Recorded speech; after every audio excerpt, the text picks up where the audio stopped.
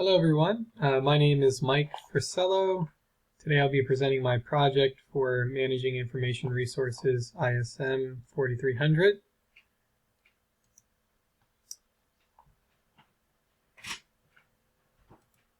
Alright, so I chose the database project and created a fictitious company called Sweets and Treats. They sell ice cream, cake, cookies, and just in general sweets. Essentially what we're trying to do is create a sales tracking system for them, and we'll explore how we did that. So first part, in my opinion, for any database design is coming up with the documentation. This is somewhat what I would refer to as like the foundation of the database. To begin, we create the entity relationship diagram, move on to the relational schema, and then wrap up with the data dictionary before we even start building the database in our selected program.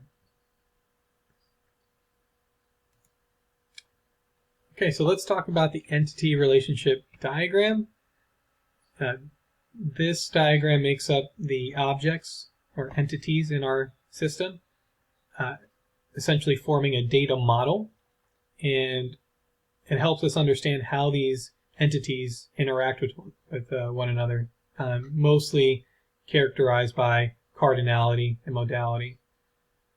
And a brief example here is, okay, our sales entity interacts with the customer, the product, and the employee, right? And so for one record in the sale table, you have to have at least one and no more than one customer in that record.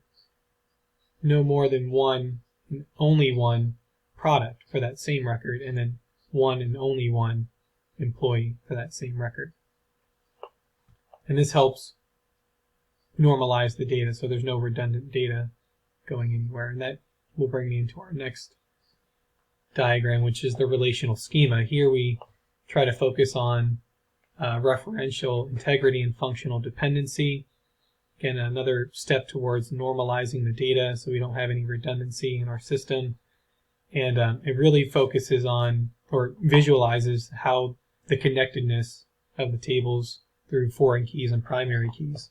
And a brief example here of the functional dependency is our customer table.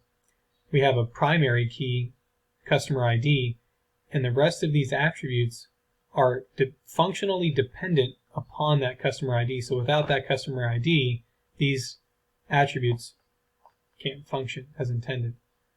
An example of the referential integrity is in our sales table. We have these foreign keys, and you can see the product ID is what we're going to use to reference our product table to get the details for that product. And again, that tags the importance of not creating redundant data, right? We wouldn't want to have our sales data to include all the product details.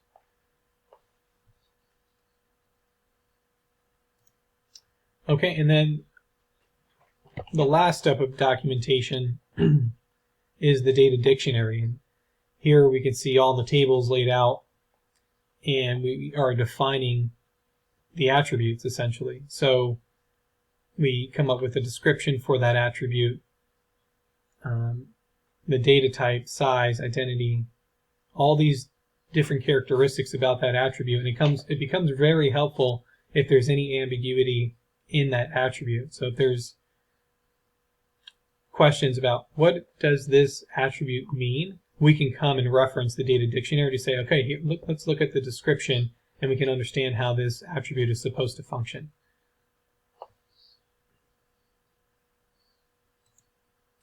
And then we'll move on to queries. So the queries for this particular database, again, we're tracking sales, so we wanted to really identify revenue and mostly just the financial analysis for certain views. So we have the product, right? We want to know what product is costing us the most, what product is producing the most revenue and the most profit. And when we collect this data and store it and then put it into reports, we can really pull out the insights from that report, and then the business leaders can ultimately make a decision based on what they're seeing in the reports. And if you look here, the example here is Milkshake, and we can see that Milkshake produced the most profit out of all the other products. Right behind, it looks like Cupcake. So again, the queries here were mostly aggregations by product. We did it by month as well, and then the overall. So looking at just the overall financial analysis of the company. Okay, and then we moved on to procedures. So a lot of databases would have functions, and we call them procedures. Basically instructions we're giving the database or technology to run some of these and execute some of these queries for us. So we have stored procedures, views, and triggers. And we'll talk about the stored procedure. How I sum this up, it's a predefined query that's guided by a set of variables that we can set. And what we did here is we created a select statement, and what we're looking for is a financial analysis by the sale date, right? So our variable that we're going to use is the sales date. So if we want to know, if I'm a business leader and I don't know how to write a query, we can set something up to where they just enter in a date, execute the stored procedure, and then you can see on the right hand side, you see what happened on this particular date, June 1st. So stored procedures are really good for kind of streamlining to get to the data that we need to quickly, especially if it's a user who doesn't know SQL. So stored procedures come in very handy. This is very simple. I've seen stored procedures where they're updating tables, inserting records in tables, so it can get very complex, but it's a very powerful tool as well. And next is our view, and views are very helpful when it comes to how many joins we have to do in our data and how often we're going to pull that data. You can see on the left here, as we're creating the view, you can see in the select statement, we're using sales, product, customer, and employee. So we're using 4 different tables to make a join to get some sale details on the sale. Instead of writing this over and over, we can create a view, and you can see on the right, now instead of using all these joins, we can just select from that one table. So it makes it a little bit easier for us to pull the data.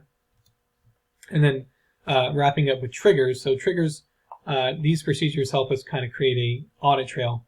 And to go into some details here, for the product table, we created an audit trail. So with the product, I think the most common thing that we're going to update or delete or change is the product price, right? We're going to play with this value and see if we can get higher sales or higher profits. And that way, if week by week, if something changes, we can go back into the audit history and say, well, what do you think correlated to this change? Well, we had an increase in profit, and you can tell from this first table, this first select statement down here, you can see that the price changed by 5 cents, right? So that would probably increase revenue, increase profit, and we can say, well, yeah, last week we changed the price. But without this trigger to create this history table, you wouldn't see what you did last week unless you had some kind of archive file that you're pulling and saving, storing. And then you can see at this bottom query, this is what's in the table as of right now, in the product table.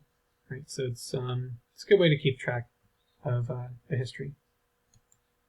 Before we conclude, I do want to show everyone the poster board. So again, Sweets and Treats, it's a sales tracking system.